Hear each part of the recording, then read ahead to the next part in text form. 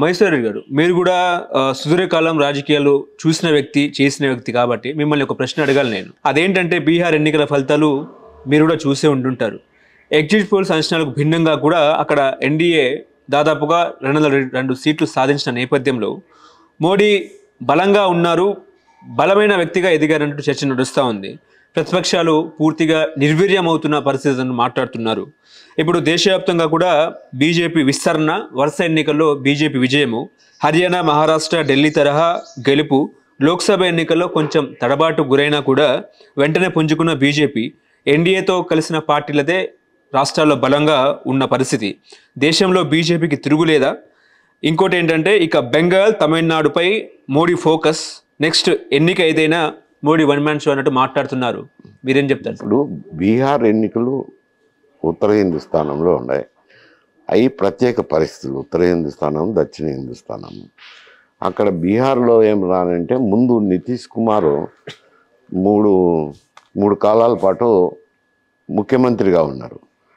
అందులో ఆయనకు ఒక చెడ్డ పేరు కూడా ఉంది, ఫాల్తురామ్ అని. ఎందుకు అని అంటే గ్రూపులు మార్చి ముఖ్యమంత్రి అవుతా వచ్చినాడు అధికారం కోసం. అందువల్ల ఆయన మీద అసంతృప్తి ఉంటుంది. ఆయనతో వెళ్తే గనక రాదని ఒక రాజకీయ అంచనాలు. ఎందుకంటే నాకు బీహార్ రాజకీయాలతో సంబంధం లేదు కదా. రాజకీయ అంచనాలు పత్రికల్లో వచ్చినట్టేమో ఇతర వార్తలను బట్టి అంచనాలు. ఆ అంచనాలను తలదన్నేటట్టు ఈ దినం రిజల్ట్స్ వచ్చినాయి. వచ్చినా ఏమి నితీష్ కుమార్కే ఇంపార్టెన్స్ ఇచ్చారు. నితీష్ కుమార్ వల్లనే బీహార్లో ఎన్నికలలో ఎన్డీఏ కూటమి విజయం సాధించిందని. అందుకే ముఖ్యమంత్రిని ముందు ఇస్తారో లేదా అని అందరూ ఆలోచన చేస్తాను. ముఖ్యమంత్రి పదవి ఎన్డీఏ కూటమి నాయకుడిగా ఎన్నుకుంటారా లేదా అని. కానీ తుదకు ఎన్డీఏ కూటమికి నాయకుడిగా రేపు ఎన్నిక జరగబోతోంది. ఈ ఎన్నిక కొంచెము నితీష్ కుమార్కు వల్ల జరిగింది అని విజయం. అది ఎన్డీఏ కూటమికి అంతా వస్తుంది కదా, ఆపాదిస్తుంది కదా. ముందైతే వెనక నితీష్ కుమార్ మీద అసంతృప్తి ఉంది. 3 మార్లు చీఫ్ మినిస్టర్ అయినారు.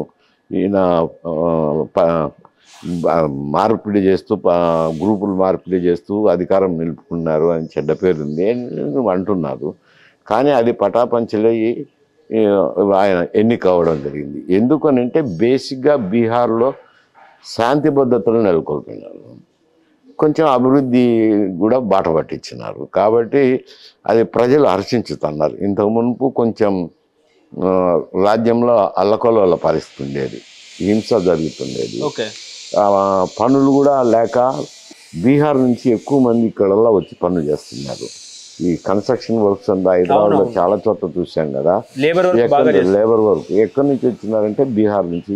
అక్కడేం పనులు ఉండవా అని అంటే తక్కువసారి పనులు. ఇక్కడైతే ఏదో 10 రూపాయలు సంపాదించుకోవచ్చు, ఇంటికి పంపించవచ్చు అని వచ్చినామని చెప్తా అంటారు. ఇప్పుడు పరిస్థితులు మారినాయి కాబట్టి బీహార్లో వాళ్ళు రావటం కూడా తగ్గిపోయింది. చాలామంది వెళ్ళిపోతున్నారు. అటువంటి పరిస్థితులు వచ్చినప్పుడు బీహార్లో ఆ తీర్పు వచ్చింది. కానీ బీహార్ అన్న స్టేట్ పేరు వినగానే ముందుగా ఏంటంటే లేబర్ వర్క్లు ఎక్కువ అన్నట్టు కూడా ఆ థీమ్ ఎందుకు వచ్చింది, దాన్ని పడగొడతామన్నట్టు కూడా తేజస్వి యాదవ్ ఇంటికో ఉద్యోగం ఇస్తామని చెప్పారు తేజస్వి యాదవ్. అయినా కూడా ప్రతిపక్షాన్ని ఎందుకు నమ్మలేదు ప్రజలు అక్కడ? ఈ ఉద్యోగాలంటే ఉద్యోగాల గురించి ఎవరు ఆలోచన చేయరు కదా, కుటుంబాన్ని గురించి ఆలోచన చేస్తారు. ఉద్యోగాలు ఇంటికి ఒకటి ఉద్యోగం అని అంటే కనుక ఎవరికో ఒకరికి. కానీ ఈడ కుటుంబానికి మేలు జరిగే కార్యక్రమాలు అంటే అందరికీ కుటుంబానికి వస్తుంది కాబట్టి ఇక్కడ వచ్చేసరికి బీహార్లో ప్రత్యేక పరిస్థితులు ఉన్నాయి. అక్కడ పనులు లేక ఇక్కడికి వస్తా అన్నారు. ఇప్పుడు అక్కడికే ఫోన్ మొదలు పెట్టారు.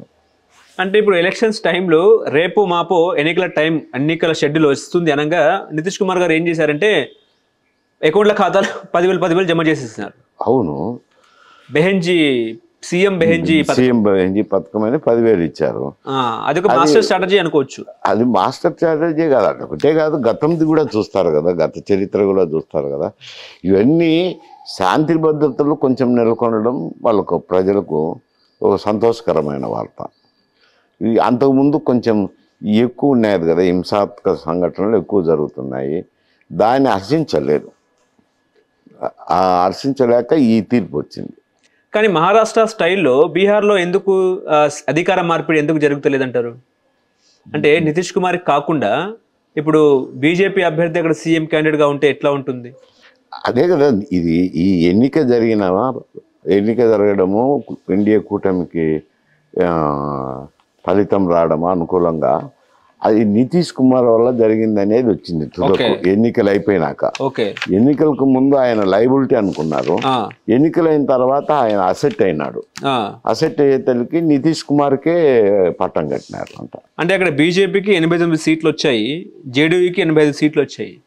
కానీ అక్కడ సెంటిమెంట్ని మనం టచ్ చేయొద్దు అన్న కాన్సెప్ట్లోనే బీజేపీ ఉందంటారా? లోకల్ సెంటిమెంట్ కాకుండానే ఆయన అసెట్ అయినాడు. ఎలక్షన్స్లో నితీష్ కుమార్ వల్లనే బీహార్లో అధికారం వచ్చింది ఎన్డీఏ కూటమికి అని. అందుకని తక్కువ సీట్లు ఉన్నా కానీ ఆయనకే ఇచ్చినారు. అలా ఒకవేళ అలా చేయకపోయినా కూడా నితీష్ కుమార్ 85 సీట్లతో కాంగ్రెస్లోకి వెళ్ళినా ఆశ్చర్యం లేదని అనుకుంటున్నారేమో. 85 సీట్లతో ఆయన పోయినా కానీ ఫలితం రాదు కదా. ఇప్పుడు 85 సీట్లు కాంగ్రెస్ సీట్లు, ఆర్జేడీ మళ్ళీ పక్కకు పోతారు కదా. ఆర్జేడీ కాంగ్రెస్ కలిసి వస్తారనేది ఎక్కడుంది నమ్మకం? ఆర్జేడీకి నితీష్ కుమార్కే కదా ఇప్పుడు అక్కడ ఉండేది, రాజకీయ యుద్ధం అంతా జరుగుతుండేది. కాబట్టి ఆర్జేడీ వాళ్ళు పక్కకు పోతే నితీష్ కుమార్ కాంగ్రెస్ని కలుపుకున్నా ఏం ఉపయోగం లేదు కదా.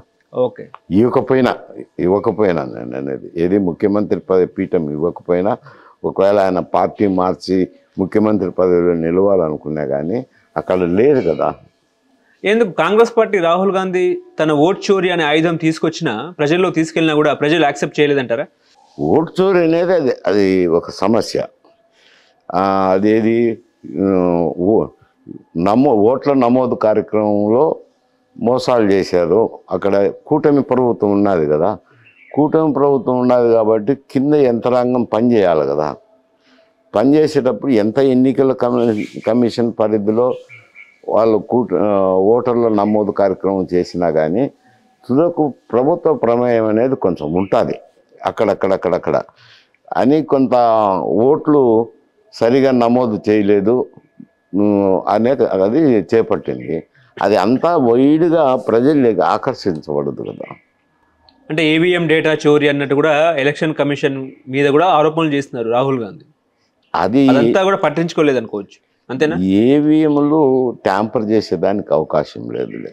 కానీ బీజేపీ ప్రతి ఒక్క ఎన్నికలు ఎందుకు గెలుస్తుంది అనేది కూడా అది వేరు సమస్య, గెలిచేది వేరు సమస్య. అంతకుముందు కూడా కాంగ్రెస్ గెలుస్తున్నది కదా, 40 ఏళ్ళు 50 ఏళ్ళు పరిపాలన చేసినారు కదా, కాంగ్రెస్ చేసినారు కదా. ఈవీఎంలు ట్యాంపర్ చేసేదానికి అవకాశం లేదు. ఎందుకనంటే 3 దశల్లో మిషను పోలింగ్ స్టేషన్ పోతుంది. ఒక దశలో ఏముంది, మన దగ్గర అయితే ఆంధ్రప్రదేశ్లో డిఆర్ఓ అంటారు, అక్కడ వివిధ డెసిగ్నేషన్లో ఉండొచ్చు రెవెన్యూ వాళ్ళు. వాళ్ళ దగ్గర ఉన్నప్పుడు పొలిటికల్ పార్టీస్ని పిలిపిస్తారు. పిలిచి వాళ్ళనే కొన్ని మెషిన్లు తీసుకురమ్మంటారు. తీసుకురమ్మని మాక్ పోలింగ్ చేస్తారు. అప్పుడు మెషిన్లు సరిపోతే నియోజకవర్గాలకు పంపిస్తారు. ఇన్ని అవసరమవుతాయో అన్ని ఈవీఎంలు పంపిస్తారు. నియోజకవర్గంలో కూడా మళ్ళా అక్కడికి వచ్చేసరికి నియోజకవర్గంలో ఎవరో ఒకరు నిలబడిన అభ్యర్థులు ఉంటారు కదా, అభ్యర్థులకు జనరల్ ఏజెంట్ ఉంటాడు. జనరల్ ఏజెంట్ని పిలిపించి అక్కడ కూడా మాక్ పోలింగ్ చేస్తారు. మాక్ పోలింగ్ చేసి 10 మిషన్లో 20 మిషన్లో మాక్ పోలింగ్ చేసి సరి చూసుకున్న తర్వాత అప్పుడు పోలింగ్ బూతులకు పంపిస్తారు ఈవీఎం మిషన్స్. పోలింగ్ బూతులు పంపించినప్పుడు పోలింగ్ బూత్లో అభ్యర్థులకు ఏజెంట్లు ఉంటారు. వాళ్ళ ముందర ఆ పోలింగ్ బూత్ వచ్చిన ఈవీఎంలను మాక్ పోలింగ్ చేస్తారు. మాక్ పోలింగ్ చేసి సీల్ చేసి పెట్టేస్తారు. ఇంకా మళ్ళీ జరిగేదానికి ఏం అవకాశం లేదు కదా, ఎవరు పోయి బట్టలు నొక్కితే అవి ఓట్లు నమోదు అవుతుంటాయి. కాబట్టి అది తెలిసో తెలియక ఎట్ట మాట్లాడుతున్నారు, ఈవీఎంలు ట్యాంపర్ చేసేదానికి లేదు. ఓకే, ఇప్పుడు నెక్స్ట్ టార్గెట్ ఏంటంటే పశ్చిమ బెంగాల్లో 26లో ఎన్నికలు ఉన్నాయి వచ్చే సంవత్సరము. ఆ తర్వాత మళ్ళీ ఇంకో ఇయర్లో 1.5 ఇయర్లోనేమో తమిళనాడులో ఎన్నికలు జరుగుతూ ఉన్న క్రమంలో మోడీ దక్షిణాదిపై ఫోకస్ పెట్టినట్టు అనుకోవచ్చా? అంటే ఇప్పుడు దక్షిణాదిలో డిఎంకే వర్సెస్ బీజేపీ కానీ ఇతరులు అనుకోండి, ఇతర పార్టీలన్నీ కలిసి ఉన్నాయి కాబట్టి అక్కడ కొద్ది కష్టమే. ఎందుకంటే వాళ్ళు స్థానిక నాయకులను ప్రిఫర్ చేస్తారు. తమిళనాడులో డిఎంకే కాకపోతే ఇంకొకటో స్థానిక నాయకులనే ప్రిఫర్ చేస్తారు. గతంలో అయితే ఏముండే, డిఎంకేకు అన్నా డిఎంకేకే పోటీలు ఉంటాయి. ఒక తూరి డిఎంకే వస్తే ఒక తూరి అన్నా డిఎంకే వస్తుండే. ఇక్కడేమో కరుణానిధి, అక్కడేమో జయలలిత ఉంది. అట్లే రీజనల్ పార్టీకి ప్రాధాన్యత ఉంది. మొట్టమొదటగా గవర్నమెంట్ ఫామ్ చేసింది దక్షిణాదిలోనే కదా, తమిళనాడులో రీజనల్ పార్టీ. మళ్ళీ ఇతర ఆంధ్రప్రదేశ్లో కూడా వచ్చా, ఉమ్మడి ఆంధ్రప్రదేశ్లో. అట్లే కర్ణాటకలో కూడా కాంగ్రెస్ ప్రభుత్వం వచ్చింది. ఇట్లా కేరళలోనూ కూటమి ఉంది, లెఫ్ట్ కూటమి ఉంది. ఈ కూటములు ఏర్పడము, ఇది ఏర్పడడం దక్షిణాదిలో ఉంది. దక్షిణాదిలో బీజేపీ బలపడాలంటే ఇంకా టైం పడుతుంది. ఇంకా ఇప్పుడు కష్టమే అనుకుంటాను దక్షిణాదిలో. ఇంకా బెంగాల్ సమస్య అది వేరు. ఎందుకంటే బెంగాల్కు కాందిసిక్కులు ఎక్కువ, మైనారిటీలు ఎక్కువ ఉన్నారు.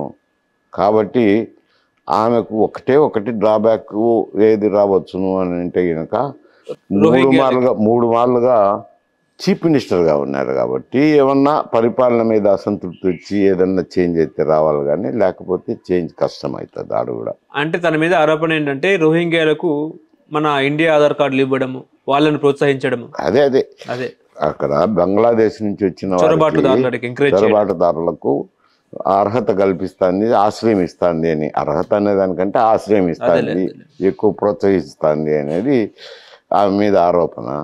దాని మీద వాళ్ళు బెంగాల్లో ఉండేవాళ్ళు మొదటి నుంచి రాజకీయ చైతన్యవంతులు కదా, మరి ఎట్లా ప్రభావితం అవుతుందో చూడాలా. వాళ్ళు రీజనల్ పార్టీకే అనుకూలత ఇస్తారా, లేదు ఎన్డీఏ కూటమికి ఏదైనా మొగ్గు చూపుతారా అనేది ఎన్నికలు జరిగినప్పుడు చూడాల్సిన. నెక్స్ట్ ఇయర్ జరగబోతాయా, ఈ సంవత్సరం కాదు. కానీ ఇక్కడ ఒక సూత్రం ఏంటంటే పవన్ కళ్యాణ్ గారు, AP deputy CM Pawan Kalyan గారు ఖచ్చితంగా 10 నెలలు ఎన్డీఏ అంటే మా అలయన్స్తోనే ఉంటామన్నట్టు కూడా బలంగా చెప్తున్నారు. అంటే బీజేపీ రేపు జగన్మోహన్ రెడ్డితో ఉన్నా కూడా బీజేపీ ఎవరితో ఉంటే వాళ్ళే సీఎం అన్నట్టు వాళ్ళు ఆలోచించుకునే బీజేపీ మనతోనే ఉండాలన్న భ్రమలో ఉన్నారా?